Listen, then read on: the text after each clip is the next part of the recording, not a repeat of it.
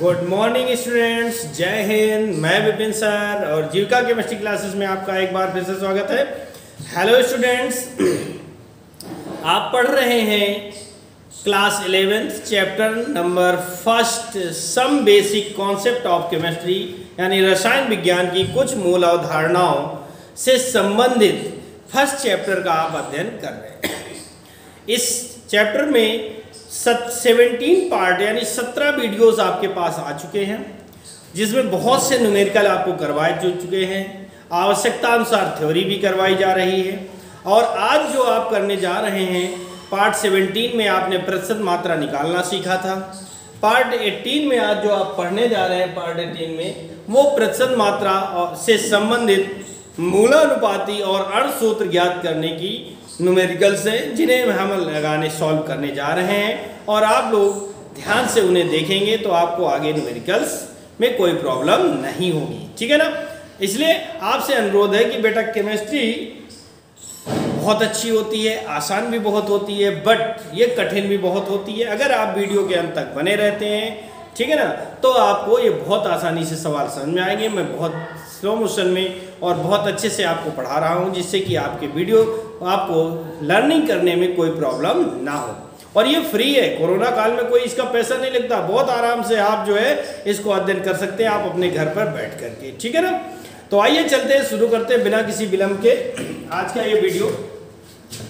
सवाल नंबर 6 है। 5 सवाल आपके पिछले पार्ट में जा चुके हैं। एक क्रिस्टलीय लवण को विश्लेषित करने पर लवण का प्रतिशत संघटन, एक क्रिस्टलीय लवण का विश्लेषण करने पर लवण का प्रतिशत संघटन सोडियम 9.5%, एल्यूमिनियम 11.16%, सल्फर 26.45%, ऑक्सीजन 52.89% है। यौगिक का मूलानुपाती सूत्र ज्ञात कीजिए। देखिए क्या करेंगे इस सवाल को लगाने के लिए। इस सवाल में सबसे पहले हम ज्ञात करते हैं, एक टेबल बनाएंगे। तत्व, प्रतिशत मात्रा, परमाणु भार, प्रतिशत मात्रा बटे परमाणु भार, और अगला कॉलम होगा सरल अनुपात, ठीक है। ये 5 कॉलम की टेबल होती है, जिसको हम बहुत ध्यान से देखते जाइएगा, बड़े आराम से बनाएंगे। 5 कॉलम की टेबल आपको बनानी होगी।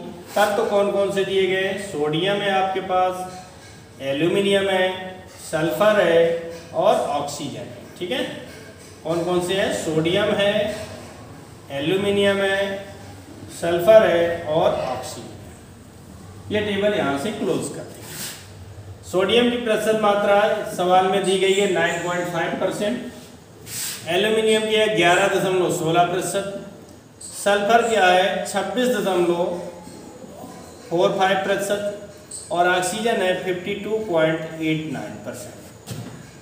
ये जो मात्रा ये तो दी गई थी, जो हमने नोट कर ली है। इसके आगे हमें अपने आप से करना होगा।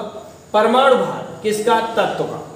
परमाणु भार किसका चाहिए? तत्व का चाहिए। सोडियम, सोडियम का परमाणु भार 23 होता है, एल्यूमिनियम का 27 होता है, सल्फर का 32 होता है और ऑक्सीजन का 16।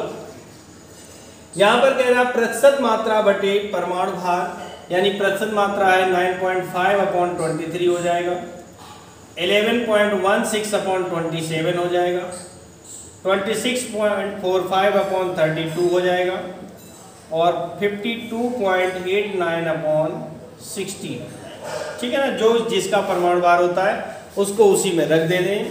अब हम अगर 23 का भाग देते हैं 9.4 में 5 में, तो पॉइंट लगाएंगे और 23 चौको 92, 4 बार चला जाएगा समथिंग, 3 बचेगा, 30 हो जाएगा, 0.41 आ जाएगा। कितनी मात्रा आएगी? 0.41 आ जाएगी। और 27 का भाग देंगे तो पॉइंट के लिए पॉइंट हो जाएगा, 27 चौको 108 यानी 4 बार जाएगी, फिर 3 36, 27 एकम 27, ये भी हो गया। और ये 32 का भाग देंगे तो 0 पॉइंट हो जाएगा 26 264 में, तो ये समथिंग 8 दूनी 16, 8 तिया 24 और 1 25, 8 बार चला जाएगा। 0.8 और उसके बाद बचे 2 और 16 का भाग देंगे तो 16 तिया 48, ठीक है ना, 4 बचा, 3 हो गया, 16 तिया 48। अब भागने जाने पर भिन्न। जब हमारा इतना काम हो जाता है भैया, समझे बेटे, ये भाग हम सॉल्व कर लेते हैं तो इसके आगे हम चालू करते हैं क्या कि इसके इनमें से छांटना शुरू करना है कि सबसे कम मान कौन सा है, सबसे छोटा मान इनमें से कौन सा है। तो देखिए ये दोनों मान बराबर हैं और यही सबसे छोटे हैं। तो सरल अनुपात में क्या होता है, जो सबसे छोटा है उसका पूरे में भाग दिया जाता है, ठीक है ना, उसका पूरे में भाग दिया। ये दोनों तो सेम थे। अब 0.82 अपॉन हो जाएगा 0.41 और 3.30 अपॉन हो जाएगा 0.41, ठीक है। दशमलव दशमलव हट जाएंगे, एक बार जाएगा, ये भी 1 टाइम्स जाएगा, ये 2 टाइम्स हो जाएगा, 2 बार चला जाएगा, ठीक है ना। 4 अट्ठे 32, ये 8 टाइम्स चला जाएगा। ये आपका सरल अनुपात आ जाता है। इस कॉलम में भैया दशमलव में भाग नहीं देना है, जितना आएगा एक पूर्णांक संख्या के रूप में होगा। अब हम लिख देंगे नीचे यौगिक का, अतः यौगिक का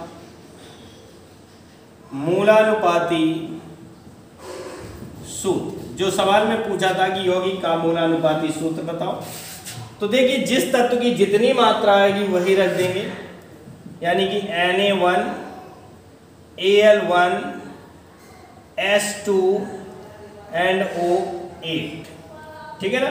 तो देखिए 1 तो लिखे नहीं जाते, NaAl S2 O8, ये आपका आंसर हो जाएगा, ठीक है ना, ये आपका आंसर हो जाएगा। तो ये आपका क्वेश्चंस कंप्लीट हो जाता है। इसके आगे अगला क्वेश्चंस क्या है वो देखते हैं। देखिए भाई अगला सवाल है, एक यौगिक में पोटेशियम इतने प्रतिशत है, आयरन इतने प्रतिशत है, कार्बन इतने प्रतिशत है और नाइट्रोजन इतने प्रतिशत है, ठीक है ना।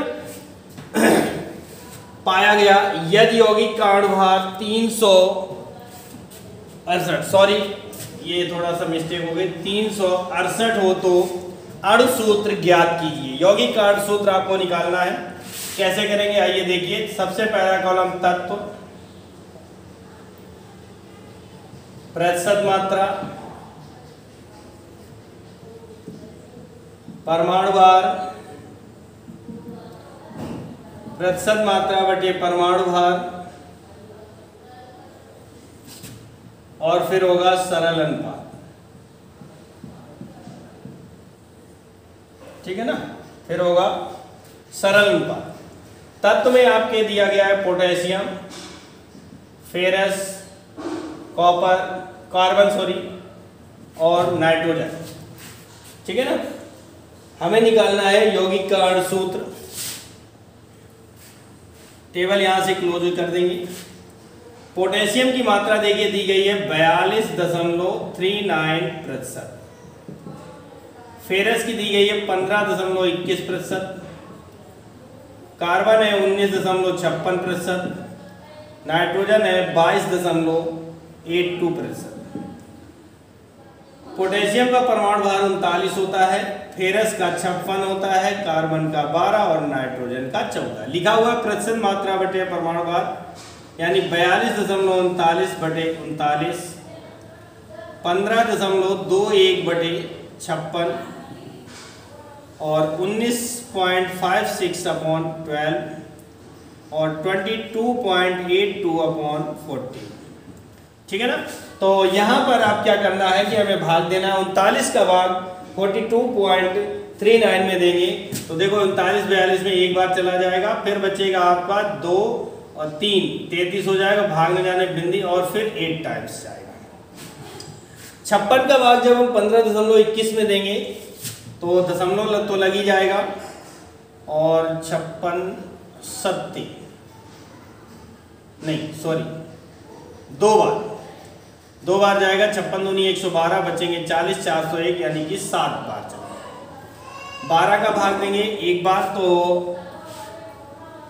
12 एकम 12 और बचे कितने 5, 12 पंजे 6 65, 12 पंजे 60 19 पॉइंट, तो ये आ जाएगा 1.63 और 14 का भाग जब 22 में देंगे तो इसका भी आएगा 1.63, ठीक है ना, 1.63। अब इनमें से हमें ढूंढना होगा कि सबसे छोटा कौन है ना।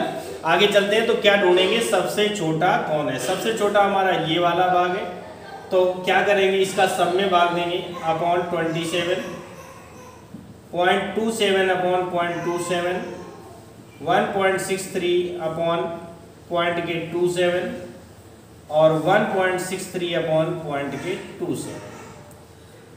27 चौको 108, यानी ये 4 टाइम्स जाएगा, ये 1 टाइम्स जाएगा और 27 6, ये 6 बार चला जाएगा, ये भी 6 बार चला जाएगा, ठीक है ना, यानी 6 टाइम्स हो जाएगा। अब हम लिखेंगे नीचे क्या कि अतः यौगिक का